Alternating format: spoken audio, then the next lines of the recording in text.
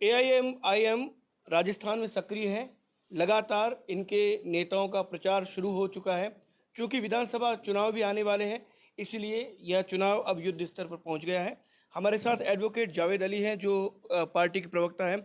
उनसे आज बात करेंगे कि पश्चिमी राजस्थान में इस पार्टी के प्रवेश के बाद वो क्या उम्मीद करते हैं और यहाँ के लोग उनसे क्या उम्मीद बांधे हुए। सबसे पहले तो कब से आपकी पार्टी ने इस इलाके में काम करना शुरू किया और अब तक आपको कैसा रिस्पांस मिल रहा है? देखिए, हमारी पार्टी 31 मई 2022 को लॉन्च हुई थी और तभी से हमने अपना एक प्रोग्राम बनाकर 4 जून को हमारे कन्वीनर साहब जो भी हमारे डिस्ट्रिक्ट वाइज बांटे गए, हमने काम शुरू किया। और पश्चिमी राजस्थान बड़ी खुशी महसूस होती है मुझे कि यहाँ पर जो हमारा रिजल्ट है वो राजस्थान में बनस्पत और जगह से ज़्यादा बेटर रिजल्ट रहा है हमारे पास। यहाँ पर बहुत लोगों की उम्मीद है। मैंने पहले भी कहा कि यहाँ पर जो दलित, अगड़ा, पिछड़ा, वंचित, शोषित और जो गरीब मुसलमान तबका है उसके साथ लगातार शोषण हो रहा है। ये साइकोलॉजिज्म के आधार पे चाहे कांग्रेस हो चाहे अन्य पार्टियां हो जो उनका वोट बैंक ले रही हैं और उनका वोट बैंक लेने के बाद उन्हें सिरे से नकार देते हैं लोग बाग। अभी आप मुख्यमंत्री अशोक गहलोत जी का घोषणा पत्र देख लीजिए, जिसके अंदर मदरसा पैरा टीचर्स को या विद्यार्थी मित्र हैं उनको या जो पंचायत सहायक हैं उनके साथ एक तरह से अन्याय हुआ है। जो गरीब लोग हैं जो पिछले 10-10 साल से 5-5, 7-7 हज़ार रुपये में बैठे हुए हैं उनका कहीं कोई नहीं है। साल में उनको 2-4 साल में एक बार उनका 1000-1500 इंक्रीमेंट कर दिया जाता है। तो आज देश में जो महंगाई है उसके मुकाबले वो इंक्रीमेंट भी कुछ भी नहीं है जनाब। मैं उनकी पीड़ा को देखता हूँ, कई बार जयपुर में आंदोलन होते हैं, कई बार और जगह होते हैं। हमारी पार्टी यहाँ पर हमारे साथ सभी जाति धर्म के लोग, 36 बिरादरी के लोग हमें सपोर्ट कर रहे हैं। और बड़ी खुशी की बात है कि लोग बागों में एक उत्साह है कि राजस्थान में तीसरा विकल्प बनने जा रहा है। और वो विकल्प इसलिए मजबूती के साथ बनने जा रहा है कि माइनॉरिटी भी अपना पूरा मन बना चुकी है, जो कि राजस्थान के अंदर 13% है। उन्होंने पूरा मन बना लिया है कि इस बार एक बार हम कांग्रेस को छोड़कर हम पूरी तरह से एआईएमआईएम पार्टी को समर्थन करेंगे और बैरिस्टर असदुद्दीन ओवैसी साहब को राजस्थान के अंदर मजबूत करेंगे, क्योंकि यहाँ कोई तीसरा विकल्प था नहीं पहले।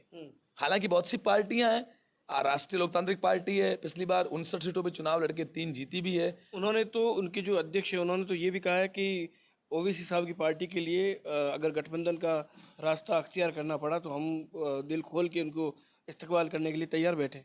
मैं हनुमान बेनीवाल जी का तहे दिल से शुक्रिया अदा करता हूँ। वो एक नेता है, राष्ट्रीय नेता हैं और गरीबों की आवाज़ बुलंद करते हैं। हम ये चाहते हैं कि राजस्थान के अंदर चाहे हनुमान बेनीवाल जी हों, चाहे आम आदमी पार्टी हो, चाहे कम्युनिस्ट पार्टी हो, हम सब पार्टियों से कहना चाहते हैं कि राजस्थान के अंदर अगर हम सब लोग एक हो जाएं तो कांग्रेस और बीजेपी को पसंद करने वाले कोई लोग नहीं रहेंगे। हम उनका स्वागत करते हैं और हनुमान बेनीवाल जी से जल्द हमारी जो भी मुलाकात होगी उसके बारे में आपको बता देंगे इंशाल्लाह। अच्छा, एक बात बताइए कि कांग्रेस और दूसरी जो पार्टियां हैं वो आपको बार बार आपकी पार्टी को भाजपा टीम बी क्यों कहती है? क्या कारण है इसका? देखिए, हमारे बैरिस्टर कायद कहते हैं कि ये लोग पहले तय कर लें कि हम ए हैं कि बी हैं कि सी हैं कि डी है। इस देश के अंदर गरीब तबके की बात करना अगर बी का फॉर्मूला है तो हम मानने को तैयार हैं, हम बी हैं। अब रही बात ये जो कांग्रेस वाले बी करें या बीजेपी वाले बी करें, उनका एक सीधा फंडा है। मैं तो इस देश की गरीब जनता, राजस्थानी गरीब जनता से कहना चाहता हूं कि आप लोग इनको समझें। मैं पहले कांग्रेस की बात कर लेता हूं। कांग्रेस पार्टी ने 2003 से लेकर 2018 तक मध्य प्रदेश में शिवराज सिंह चौहान की सरकार थी। जनता बेरोजगारी से, महंगाई से, सब तरह से त्रस्त थी। उनके पास ऑप्शन नहीं था, कांग्रेस को चुना। कांग्रेस के नेता में आपके कमलनाथ जी, ज्योतिराव सिंधिया थे, उनमें दोनों में टकराव हुआ मुख्यमंत्री पद को लेकर। ज्योतिराव सिंधिया 25 एमएलए को लेकर चले गए। वहां माइनॉरिटी की बात करूं स्पेशली तो 11% वोट मध्य प्रदेश में, उन्होंने सरकार गिरा दी। तो मैं उन कांग्रेसियों से कहना चाहता हूं कि बी टीम हम हैं कि आप हैं, तय आपको करना पड़ेगा। हिंदुस्तान के हर जगह, गोवा, उत्तराखंड, कहीं भी जाइए, कांग्रेस के नेता छोड़ के बीजेपी में जा रहे हैं। और इस देश का माइनॉरिटी, अगड़ा, पिछड़ा, वंचित, दलित और मुसलमान कांग्रेस को अपना वोट कर रहा है 80 to 90%। कुछ स्टेट्स को छोड़ दीजिए आप जहां ऑप्शन है, उत्तर प्रदेश में वो सपा को दे रहा है, बसपा को दे रहा है, बाकी हर जगह जहां नहीं है ऑप्शन, जैसे राजस्थान की बात करें तो राजस्थान में पूरा का पूरा वोट कांग्रेस को जा रहा है। अच्छा, महाराष्ट्र की बात करें, बिहार की बात करें, ऐसा लोग कहते हैं, आपके जो विपक्ष में लोग हैं, कि जहाँ जहाँ कांग्रेस की सरकार है, यहाँ पर भाजपा जहाँ कमज़ोर है, वहाँ पर ओवैसी साहब की पार्टी अपना काम करना शुरू कर देती है और मुसलमानों के वोट को अपने साथ लेकर, जो कांग्रेस के परंपरागत वोट कहे जाते हैं, उनको बिखेर के खेला करके चली जाती है।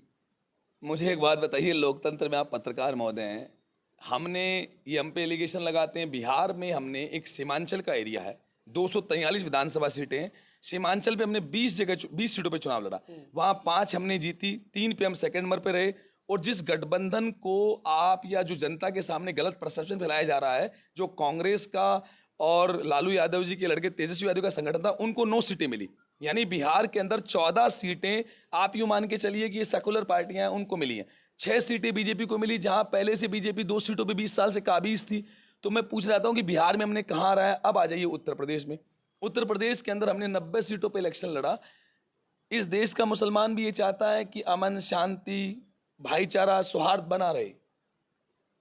ओवैसी साहब 403 सीटों पे लड़ नहीं सकते थे क्योंकि उनके पास उतना बड़ा संगठन नहीं था, क्योंकि किसी भी चुनाव को लड़ने के लिए पहले संगठन होना मजबूत होना जरूरी है। हमने 90 सीटों पे लड़ा। बहुत सी जगह बहुत भीड़ भी आई। मैं उत्तर प्रदेश के आवाम का दिल की गहराई से शुक्रिया अदा भी करता हूं कि उन्होंने हमारे सदर साहब को सुना। लेकिन अंतिम तौर पे जिस तरह वहाँ योगी राज में, जिस तरह वहाँ पर जो पब्लिक के साथ, बेसिकली मैं इस देश के मुसलमानों की, दलितों की बात कर रहा हूँ, उनके साथ जो घटनाएं हो रही हैं, मॉब लिंचिंग हो रहा है, मारपीट हो रही है, उनके मकानों को तोड़ा जा रहा है, बुलडोजर चलाया जा रहा है, क्या योगी जी बादशाह सलामत हैं या मुख्यमंत्री हैं? पहली बात तो बीजेपी के उन लोगों से सवाल है। अगर आप किसी व्यक्ति का अनाधिकृत मकान तोड़ते हैं तो मैं चूंकि लॉयर हूं, एक प्रक्रिया होती है। अगर इलीगल है तो उसको नोटिस दिया जाता है। नोटिस के बाद में उस बंदे के पास टाइम होता है, वो अपील करता है उसकी, वो कहीं भी जाकर कोर्ट में अपनी पैरवी करेगा। लेकिन ये थोड़ी होता है कि शाम को आपने एडमिनिस्ट्रेशन प्रशासन को आदेश दे दिया कि सुबह उसका घर टूट जाए। एक बार तो ऐसा हादसा हुआ कि जमीन तो पिता के नाम है और बेटी का कोई स्टेटमेंट था, क्या था कि बेटी के चक्कर में पिता का घर तोड़ दिया। ऐसे बहुत से मामले हैं। तो उन मुसलमानों ने सोचा उत्तर प्रदेश के अंदर कि ओवैसी साहब, शायद उनके सामने एक तरह का परसेप्शन तैयार किया गया कि हम मुकाबला अगर बीजेपी का कोई कर सकता है तो वो मुकाबला अखिलेश यादव कर सकता है, सपा पार्टी कर सकता है। उन्होंने अपना 90% वोट दिया और सपा के अंदर 36 विधायक मुस्लिम विधायक बने। और सपा को यादव समाज के भाइयों ने वोट नहीं किया और वो बीजेपी को वोट गया। आप देखिए, हम कहीं भी हराने के जिम्मेदार नहीं है। इस देश के मुसलमान ने हमेशा कहा है कि हिंदू हमारा भाई है। गंगा जमुनी तहजीब के आधार पे हम बरसों से रहते आए और इंशाअल्लाह आगे आने वाले 100 वर्षों में हम भाई भाई की तरह रहेंगे। अच्छा जावेद साहब, AIMIM की जब बात आती है तो एक अकबरुद्दीन ओवैसी साहब का भाषण जो है उसकी क्लिप लोगों के जहन में आ जाती है, जिसमें वो कुछ मिनट के लिए पुलिस हटाने की बात कहते हैं। वो आप 36 कौम की चूंकि बात करते हैं, तो अगर आप 36 कौम के लोगों से बात करेंगे, अगर ये सवाल आता है तो उस जहन के डर को कैसे मिटाएंगे आप? देखिए सर, अगर कहीं स्टेटमेंट है, मैंने पहले भी कहा कि मामला कोर्ट में था, कोर्ट आज उनको बरी कर चुका है। आप पढ़िए, आप पत्रकार हैं। जी जी बिल्कुल। और स्टेटमेंट्स की बात हम तो पहले ही करेंगे, सम्मानीय हमारे लिए कोर्ट है। और कोर्ट के अंदर जब बात गई तो हमने बात बाकायदा वहाँ रखी गई। और मैं आपको बता रहा हूँ, हमारे जो बैरिस्टर असदुद्दीन ओवैसी साहब जो हमारे राष्ट्रीय अध्यक्ष हैं, उनका बिल्कुल सरे तौर पे कहना, और हम आप बड़ी जिम्मेदारी से आपके सामने कह सकते हैं कि हम पहली बार आपके सामने यहाँ प्रेस कॉन्फ्रेंस नहीं करना है। आप आगे आने वाले समय में प्रेस कॉन्फ्रेंस कीजिएगा। मैं यहाँ पर पार्टी का प्रवक्ता और प्रचारक रहूँगा। आप लोगों से फीडबैक लेते रहिएगा कि हमारी पार्टी किन नैतिक सिद्धांतों के आधार पे, हमारा इलेक्शन जीतना मोटिव नहीं है। हमारा मोटिव है उस पब्लिक की आवाज को मजबूत करना, जो गरीब तबका है, दलित है, पिछड़ा, उनकी आवाज को मजबूत करना। बशर्ते हम 5 लोग जीते या 10 जीते या 20 जीते, लेकिन हम चाहते हैं कि पब्लिक की आवाज होनी चाहिए। आज यहाँ आवाज कांग्रेस बीजेपी की, पब्लिक की नहीं है। एक नेता हमारे यहाँ आमीन खान साहब हैं, बड़े सीनियर नेता हैं, शिव से विधायक हैं, 6-7 बार जीत चुके हैं। जहां तक मुझे नॉलेज है, वो आवाज हमारी नहीं है। अगर आज आवाज हमारी होती तो घाघरिया के अंदर इस तरह मुसलमानों के घरों को नहीं तोड़ा जाता। आपने उनसे बात की कि मुसलमान वर्ग जो है वो बड़ा नाराज है, दुखी है, वोट आपको देते, उसके बाद भी गागरिया में उनके मकान तोड़ दिए गए और आपने एक स्टेटमेंट तक जारी नहीं किया? देखिए, मैं उनसे बात, मैं मीडिया के सामने कह रहा हूँ कि मैंने उनसे कोई बात नहीं की। लेकिन जहाँ तक ये जो पब्लिक है, जो घाघरिया की पब्लिक है, उनका रेस्पॉन्स आया कि आपके आने के 4 दिन बाद घर टूट गए। 6 दिन तक उन्हें कोई संभालने नहीं आया। जब हम आए तो हमारे आने के बाद वहाँ धनाऊ से हमारी एक सिस्टर बहन है, शमा बानो, जो कांग्रेस की नेता है, प्रधान है शमा बानो जी, वो मिलने के, हमारे आने के बाद आई। और जब वो रामसर SDM से मिले तो उन्होंने कहा कि हम ज्ञापन देना चाहते हैं। रामसर के एसडीएम साहब ने कहा कि ज्ञापन तो लोग देके चले गए, सिंधी मुस्लिम समाज के लोग, एआईएमआईएम के लोग, यहाँ आप ज्ञापन देने से मतलब नहीं है। तो उनको कलेक्टर महोदय के पास ले गए हमारी बहन। अब हमारी बहन से और आमीन खान साहब से और राजस्थान सरकार से हमारी अपील है कि हमें अपनी कोई नेतागिरी नहीं चमकानी है। अगर आप इन पीड़ितों को उचित मुआवजा दिलवाएं, आप इनकी मदद करें। हमारा एक ही टारगेट है कि उनकी मदद होनी चाहिए। हम ये नहीं चाहते हैं कि वो मदद एमआईएम करे या कोई दूसरा करे या बीजेपी करे। हम तो चाहते हैं उस पीड़ित परिवार को न्याय मिले जिनके घर टूट गए, आज वो कहाँ जाएं। अच्छा जावेद साहब, इन दिनों काफ़ी चर्चित है मुद्दा कि पीएफआई पे होम मिनिस्ट्री ने बैन लगा दिया। एआईएमआईएम की क्या इसके बारे में राय है? क्या ये सही हुआ? क्योंकि मिली जुली प्रतिक्रियाएं, कोई कह रहा है कि लोकतंत्र को ख़त्म किया जा रहा है, कोई कह रहा है बहुत सही हुआ। आप ये सवाल करेंगे तो बड़ी शिद्दत के साथ बोलना चाहता हूँ। इस देश के अंदर बीजेपी में ऐसे नेता हैं, बीजेपी आज देश की सबसे बड़ी पार्टी है। देश के प्रधानमंत्री नरेंद्र मोदी जी हैं, अमित शाह गृह मंत्री हैं। आज बीजेपी के नेता, इस लोकतंत्र में बड़ा दुख होता है, पढ़ा लिखा व्यक्ति हूँ और बहुसंख्यक समाज के साथ बैठता हूँ, वो 80 और 20 की बात करते हैं। उनके नेताओं का बयानबाजी है, वो ध्रुवीकरण की बात करते हैं, हिंदू और मुसलमान की बात कर रहे हैं। मुझे बड़ा दुख होता है। हम कहते हैं शत शत नमन डॉक्टर भीमराव अंबेडकर साहिब को, जिन्होंने इतना सुंदर संविधान दिया इस देश का, जिसमें 36 बिरादरी के हकों की बात की गई।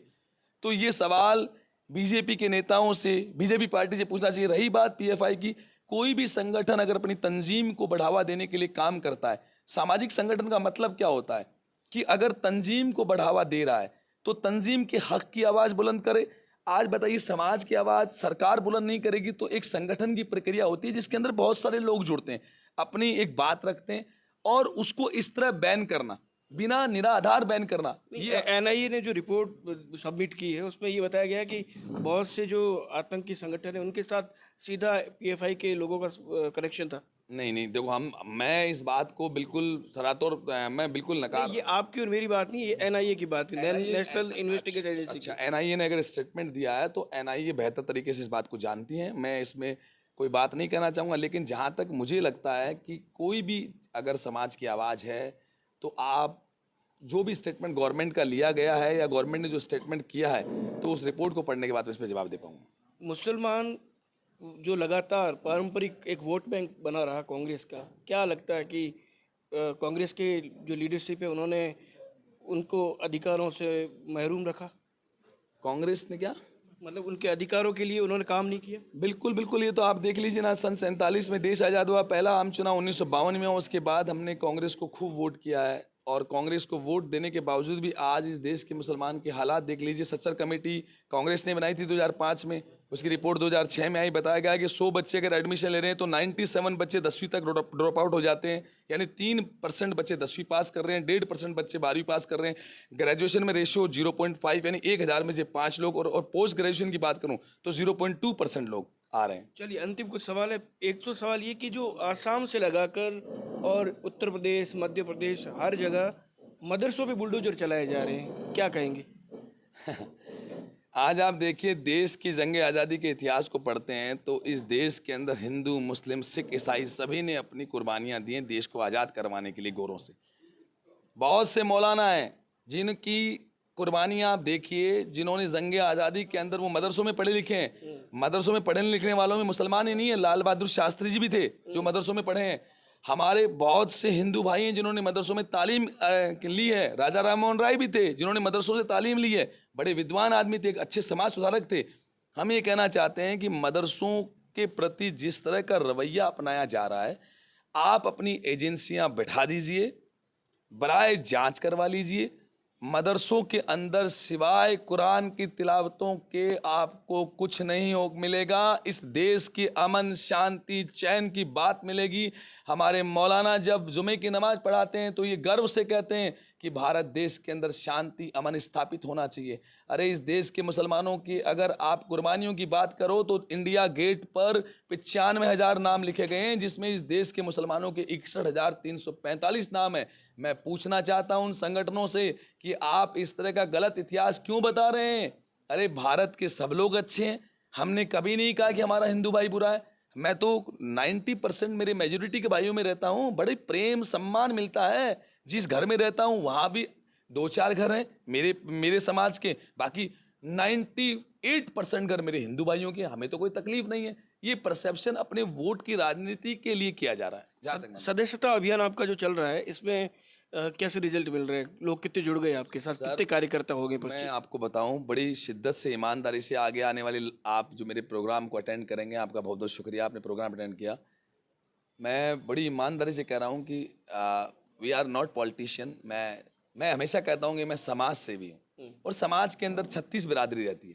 हमें 36 बिरादरी को एड्रेस करना है। कोई एक जाति, एक समाज कभी भी इलेक्शन नहीं जिता सकता। आप समझना मेरी बात। न तो कोई मुस्लिम समाज के लोग एक तरफा वोट करके भी इलेक्शन नहीं जीत पाएंगे। हम लोग कहीं नहीं जीत पाएंगे, राजस्थान में नहीं। सभी जातियां मिलती हैं, इलेक्शन जिताता है। हमारा जो सदस्यता अभियान है बड़ा अच्छा चल रहा है। अभी आप मानेंगे नहीं, लाडनू के अंदर हमारे आजी आसिफ साहब हबीब खानी है, कन्वीनर है, वहाँ के संयोजक हैं। लाडनू के अंदर हमारे से दलित समाज के जिला अध्यक्षों ने मीटिंग करी, हमारे साथ पार्टी फोरम पे है। हमें भी हमारी पार्टी का दौरा था। बैरिस्टर असदुद्दीन ओवैसी साहब 14 और 15 सितंबर को जयपुर समेत सीकर, फतेहपुर, नवलगढ़ और लाडनू के दौरे पर रहे। वहां पर दलित समाज के लोगों ने भरपूर तरीके से, चाहे वो ब्राह्मण हो चाहे बनिया हो, उन लोगों ने आपस में आकर बैठा और सदर साहब को सुना। और सुनने के बाद जब आफ्टर बाइट उन्होंने कहा कि साहब हमें तो बड़ा गलत परसेप्शन दिखाया गया कि बैरिस्टर असदुद्दीन ओवैसी साहब इस तरह के भाषण देते हैं। आज आपने जो कहा, हम आपको दिल से सैल्यूट करते हैं। तो ये बयानबाजी वोटों के चक्कर में होनी, बाकी अच्छा, कुछ नहीं। 2023 के जो चुनाव हैं, 200 विधानसभा हैं, कितने जगहों पे आपकी पार्टी के उम्मीदवार चुनाव लड़ने वाले हैं? बहुत अच्छी बात कही आपने। देखिए, हम लोग सभी उन पार्टियों को जो कांग्रेस और बीजेपी की नीतियों से त्रस्त हैं, हम सबको कहते हैं कि भाई आप सब लोग एक प्लेटफॉर्म पे आ जाइए। अगर सब लोग एक प्लेटफॉर्म पे आ जाएं तो हम आपको विश्वास दिलाते हैं हम 200 सीटों पे चुनाव लड़ने के काबिल हैं। अगर वो सब लोग एक प्लेटफॉर्म पे नहीं आते हैं, जबकि मैं पार्टी प्रवक्ता होने के नाते कह रहा हूँ कि हम लोग ये भी चाहते हैं कि अगर हनुमान बेनीवाल जी ने स्टेटमेंट दिया तो मालिक इस बात को हमेशा आगे तक निभाए, हनुमान बेनीवाल जी, कि हम आने को तैयार हैं, हम उनसे बात करने को तैयार। ओवैसी साहब को कब लेके आ रहे हैं Barmer Jaisalmer? Very good sir, अच्छा सवाल है। हम दिसंबर में ओवैसी साहब को बाड़मेर लेके आ रहे हैं इंशाल्लाह। और अगर कोई शेड्यूल आगे पीछे नहीं हुआ तो संभवतः 1 दिसंबर को आने का प्लान है। होता है तो भी दिसंबर में यहाँ पर बाड़मेर के अंदर लेके आ रहे हैं। बिल्कुल। AIMIM के प्रवक्ता जावेद साहब हमारे साथ थे, और सीधे तौर पर एक ही बात कि 36 कौम को साथ लेकर हमारी पार्टी आगे बढ़ेगी, और आगामी जो चुनाव है इसमें जो भी कांग्रेस भाजपा से त्रस्त लोग हैं उनको एक जगह इकट्ठा करके हम सारे लोग मिलकर 200 विधानसभाओं पर चुनाव लड़ेंगे। और यहाँ आज आपके साथ काफ़ी लोग भी थे, हाजी आसिफ खान, हबीब खान और मौलाना कमालुद्दीन खारची, मौलाना सिकंदर नदवी, अब्दुल हक रहमदिया, और काफ़ी लोगों ने यहाँ शुरुआत कर ली। अब देखना ये होगा कि आगामी चुनाव में ये पार्टी क्या, जो इनके विरोधी कहते हैं कि टीम बी भाजपा बनकर काम करेगी, या फिर एक अलग ही राजनीति यहाँ देखने को मिलेगी, ये भविष्य के गर्भ में है। सहयोगी जसराज के साथ दुर्ग सिंह राजपुरोहित, DCN लाइव।